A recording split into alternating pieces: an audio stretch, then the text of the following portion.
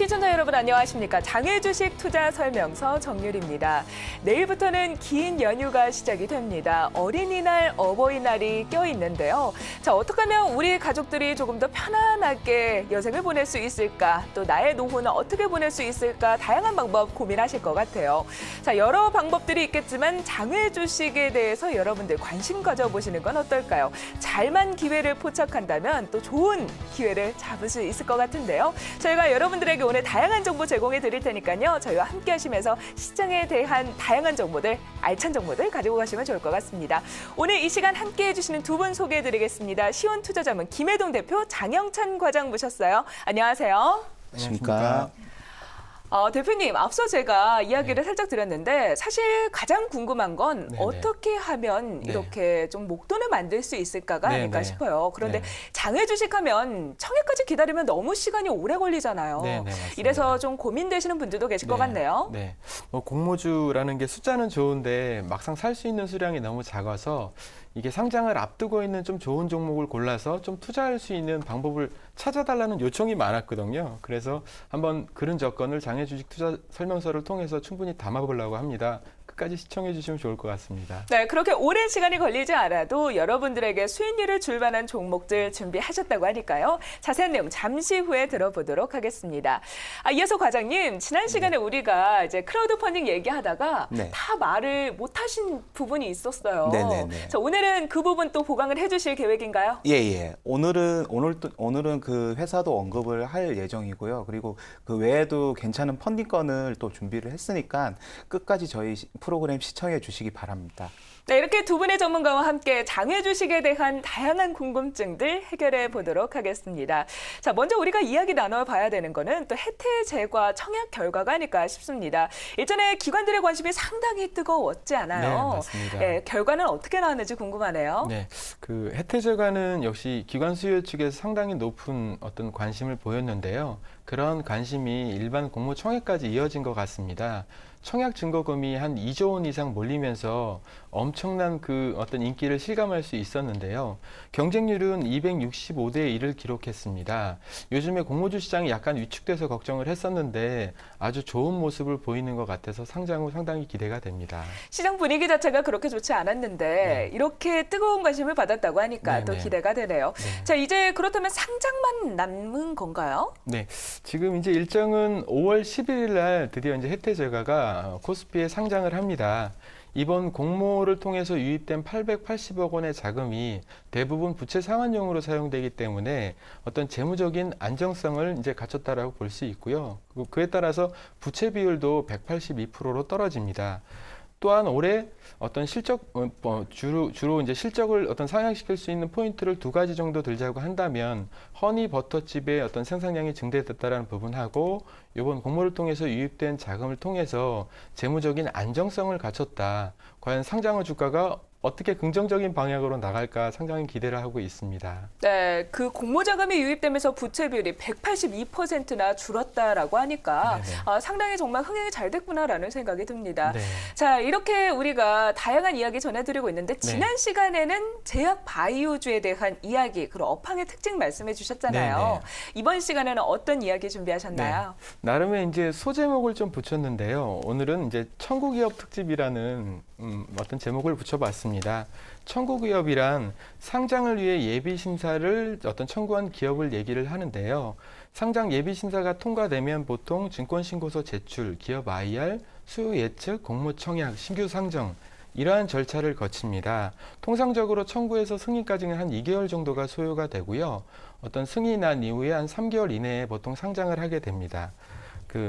올해 대부분의 기업들이 그 스펙을 제외하고 한 25개 정도 기업들이 공모 어떤 심사 청구 중이니까 올 하반기가 지나는 한 8, 9월 정도부터 많은 공모주들이 시장에 상장할 것으로 예상되고 있습니다. 네, 청구 기업 현황을 보니까 정말 깨알 같은 종목들이 좀 있는 것 같아요. 25개나 되는 기업들이 이제 상장을 앞두고 있다라고 하니까 정말 하반기로 갈수록 우리가 기대를 해봄직할 것 같습니다. 자, 그렇다면 우리가 눈여겨봐야 할 청구 기업은 어떤 것들이 있을까요?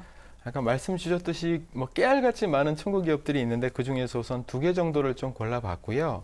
첫 번째 기업은 에코마케팅이라는 회사입니다. 에코마케팅은 온라인 광고 대행사인데요. 어떤 이노션이나 제일기획처럼 광고를 제작하는 회사는 아닙니다.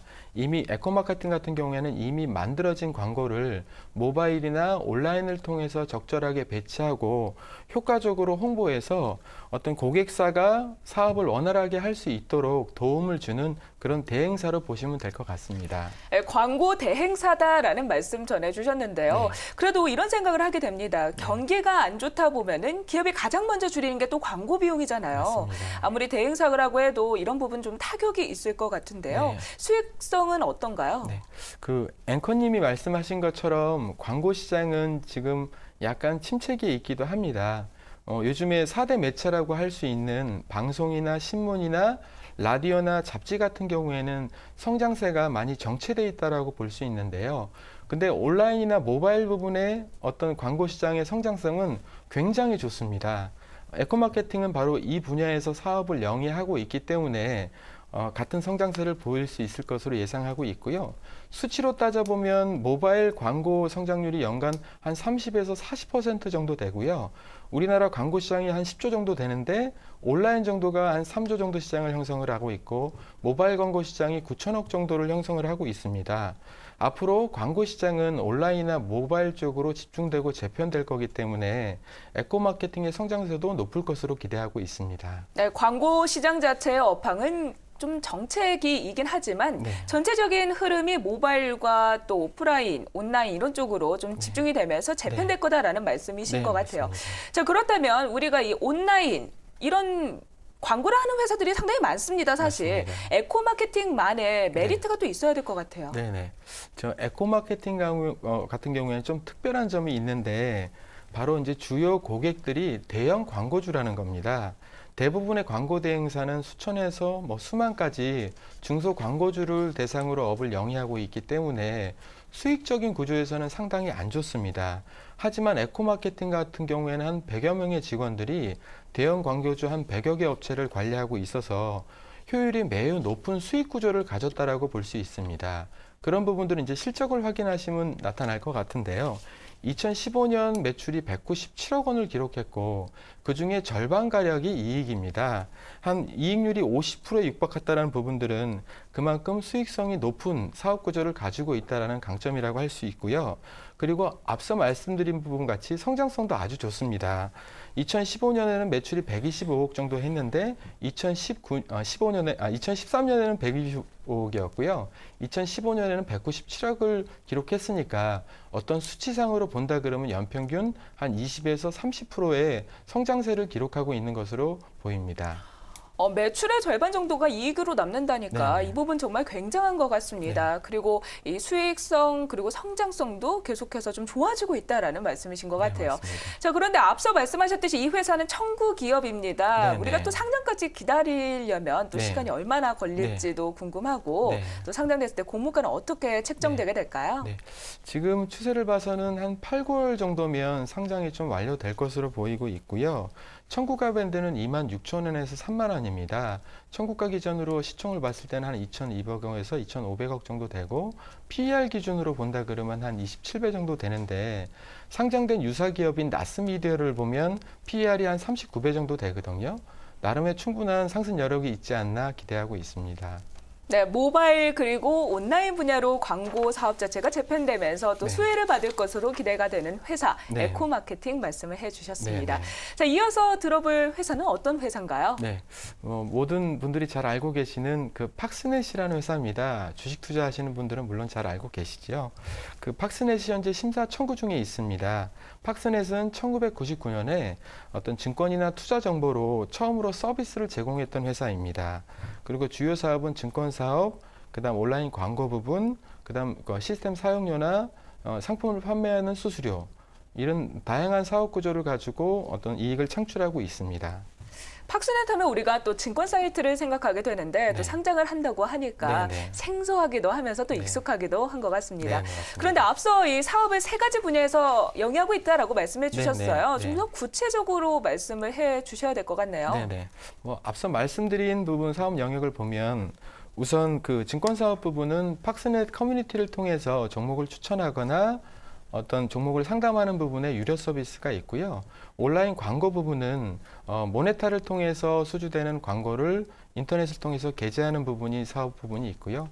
세 번째는 뭐 시스템 사용 수수료나 금융상품 중개 사업 부분은 팍스넷이 갖고 있는 시스템을 금융사에 어떤 임대를 해줘서 그에 발생되는 수수료를 받는 부분하고 금융회사의 금융상품을 팍스넷 플랫폼 내에서 다른 어떤 소비자나 고객들한테 판매나 안내를 통해서 발생되는 수익, 어떤 이런 구조로 설명을 드릴 수 있을 것 같습니다. 팍스넷과 모네타 플랫폼을 통해서 보다 다양한 어떤 수익 구조가 나올 수 있을 것으로 판단하고 있습니다. 네, 플랫폼을 잘 갖추고 있기 때문에 이런 네. 부분이 다방면에서도 수익으로 연결될 수 있다라는 네, 말씀이신 것 맞습니다. 같아요. 네. 자, 그렇다면 이 플랫폼 쪽에서의 강점 말고도 팍스넷이 가지고 있는 또 다른 이슈가 있을까요? 네. 팍스넷은 좀 특징적인 부분이 대주주가 언론사라는 겁니다. 또 그 언론사가 팍스넷의 주식을 한 59.7% 정도 보유하고 있는데요.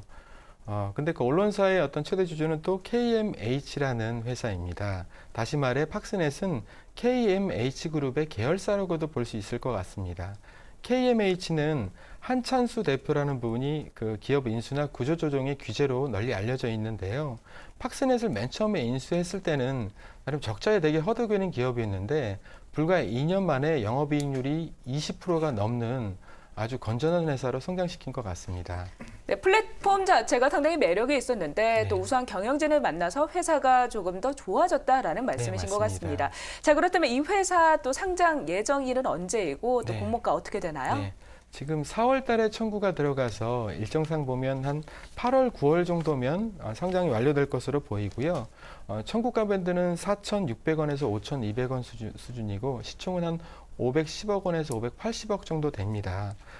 PER로 보면 한 14에서 16배 정도 되는데 그렇게 낮다라고는 볼 수 없지만 팍스넷이 여러 가지 신규 사업을 진행을 하고 있거든요. 그중에서 뭐 디지털 기업 IR 부분하고 개인 방송 부분 그렇게 다양하게 진행되는 신규 사업이 어떻게 어떤 진행이 잘 되고 있는지를 파악하면서 투자를 참조하시고 판단하시면 될 것 같습니다.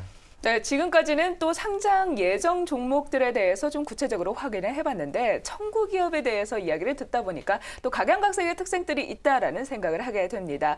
앞서서 우리 에코마케팅과 팍스넷에 대해서 들어봤는데 또 과장님은 어떤 종목 준비하셨는지 들어봐야겠어요. 네. 제가 소개해드릴 기업도 역시 청구 단계에 있는 기업입니다. 바로 코엔스라는 기업인데요. 코엔스는 해양 플랜트 관련 서비스 용역을 제공하는 회사입니다. 삼성중공업의 EPC 프로젝트를 지원하기 위해 만들어졌고 현재는 삼성중공업뿐만 아니라 국내외 유수의 EPC 업체들과 제휴를 맺고 있습니다. EPC란 시공사가 설계, 조달, 그리고 시공을 한꺼번에 수주받아 진행되는 어떤 대형 건설 프로젝트를 말하는데요. 이렇게 대형 프로젝트가 진행될 때는 항상 파생되는 어떤 부대 사업들이 있습니다. 바로 이러한 사업들을 지원해주는 회사가 코엔스라고 보시면 될 것 같고요. 예를 들어서 전문 인력을 매칭시켜 준다던가 아니면 뒷단에서 일어나는 어떤 그런 세금 관련 문제를 제공하는 그런 서비스를 하고 있는 회사입니다. 네, 요컨대 코엔스라는 회사 자체가 해양 플랜트 관련된 서비스 용역을 제공하는 회사다라는 말씀이신 네, 것 같아요. 맞습니다. 자, 그렇다면 우리가 해양 플랜트 업황 자체에 대한 이야기를 나눠봐야 될 것 같아요. 예. 그런데 이 해양 플랜트 유가하고 밀접한 관련이 있는데 네. 유가가 계속해서 하락하지 않습니까? 네. 이런 부분이 좀 타격을 주지 않았을까요? 우선은 일단 우려스러운 거는 좀 사실이고요. 유가에 영향을 많이 받는 업종이기 때문에 지난 몇 년간 국제유가 하락으로 고전을 좀 면치 못했었습니다. 하지만 국제유가가 최근에 좀 반등하고 있는 추세인데요. 올해 2월에 26달러, 배럴당 26달러를 이제 떨어졌었지만 현재 46달러 수준이고요. 그리고 이제 글로벌 조사 기관에 따르면은 올해 말쯤에는 한 50달러 수준으로 회복할 것으로 이제 전망되고 있습니다. 그리고 이제 또 하나로 이제 호재로 이게 기록될 게 지금 이란의 경제 제재가 풀렸다는 점도 좀 되게 좀 유심히 보셔야 될 부분인데요. 경제 제재가 좀 풀리면서 122조 원의 어떤 그 해외 동결 자산을 이란이 되찾게 됐고, 이로 인해 가지고 이란발 수주 러시가 좀 예상되고 있습니다. 이 같은 요인들로 해양 플랜트 산업도 좀 다시 활기를 좀 찾지 않을까, 그렇게 조심스럽게 전망을 하고 있습니다. 네, 요컨대 유가 하락 때문에 영향이 없지는 않았지만 유가가 좀 반등하는 추세이고 또 이란 제재가 풀리면서 이란발 수주가 러시를 이루면서 좀 더 좋아지게 될 거다라는 말씀이셨네요. 자, 그렇다면 이 회사 지금 실적은 어떻게 나오고 있는지 확인해 봐야겠어요. 예. 지금 일단 지난 10년 기준으로 좀 보시면은요. 일단 두 번의 시기를 제외하고는 실적이 꾸준히 상승을 했었습니다. 그 두 번의 시기는 금융 위기가 있었던 2009년과 그리고 해양 플랜트 산업이 저조했던 작년이었습니다. 그래서 이제 작년부터 조금 업황이 좀 좋지 않았기 때문에 실적도 그 하락한 만큼 이제 주가도 좀 저렴한 가격에 형성이 되어 있는데요. 지금 장외 주가 기준으로는 13,000원대에서 이제 이렇게 가격이 형성되어 있습니다. 시가총액으로 보면은 약 750억 원 수준이고요. 그리고 이거를 퍼로 계산을 하면은 PR로 계산을 하면은 6배에서 7배 수준입니다. 그러니까는 지금 앞서 말씀드렸듯이 업황이 지금 회복 조짐을 좀 보이고 있기 때문에 좀 중장기적인 관점에서 좀 접근을 하시면 좋을 것 같다라고 생각이 듭니다. 그 불황에 사서 호황에 팔라라는 어떤 그런 투자 격언을 떠올리게 하는 코엔스였습니다. 네, 장내 상장을 위해서 상장 예비 심사를 청구한 기업, 청구기업이라고 하는데요. 이 청구기업의 세 가지 에코마케팅과 팍스넷 그리고 코엔스 짚어봤습니다. 저희는 IPO 일정 짚어보고 다시 돌아오겠습니다.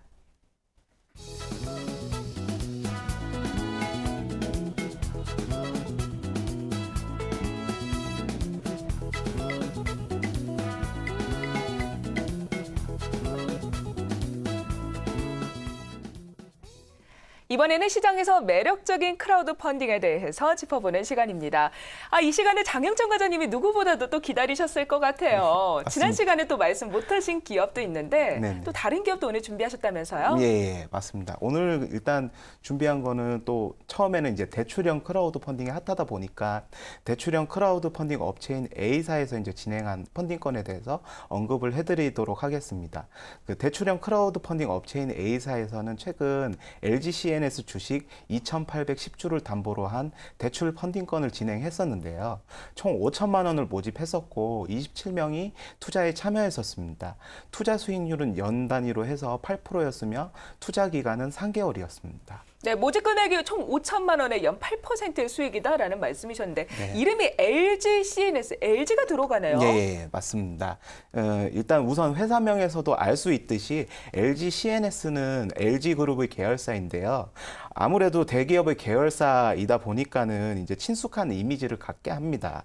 펀딩 당시에도 되게 많은 호응을 좀 보여주셔가지고 펀딩이 5시간 만에 마감되는 어떤 그런 효과도 있었습니다. 네, LG의 이름을 등에 업고 있기 때문에 뜨거운 관심을 받았다라는 말씀이신데 좀 네. 구체적으로 어떤 사업을 영위하고 있나요? 네, 일단 LG CNS 연역부터 일단 살펴보시면은 LG CNS는 1987년도에 LG그룹과 미국 EDS사가 합작법인으로 설립된 회사입니다. LG그룹의 IT 서비스를 제공하고 있고요. 그리고 또 부가적으로 LG그룹뿐만 아니라 LIG그룹 그리고 GS그룹의 IT 서비스도 담당하고 있어서 안정적인 수익 구조를 나타내고 있다고 보시면 됩니다. 그리고 LG라는 든든한 캡티브 마켓을 기반으로 해서 신사업 발굴과 해외 진출에도 지금 현재 박차를 가하고 있는데요. 최근에는 중동 스마트 교통 시장에도 진출했습니다. 300억 원 규모의 경전철 스크린 도어 시스템 구축 사업에도 참여를 했었는데요. 사업 포트폴리오가 그래서 점차적으로 해외로 확대되고 있는 추세입니다. 네, LG CNS는 LG그룹의 계열사입니다. LG를 등에 업고 있기 때문에 또 든든한 지원군을 가진 만큼 또 강하게 또 관심을 받았다라는 말씀이셨는데요. 자, 오늘도 시간 관계상 또 한 종목 말씀을 못 드리게 됐습니다. 이 종목 바로 인진으로 파도 에너지, 파력을 이용하는 기술력을 가지고 있는 회사입니다.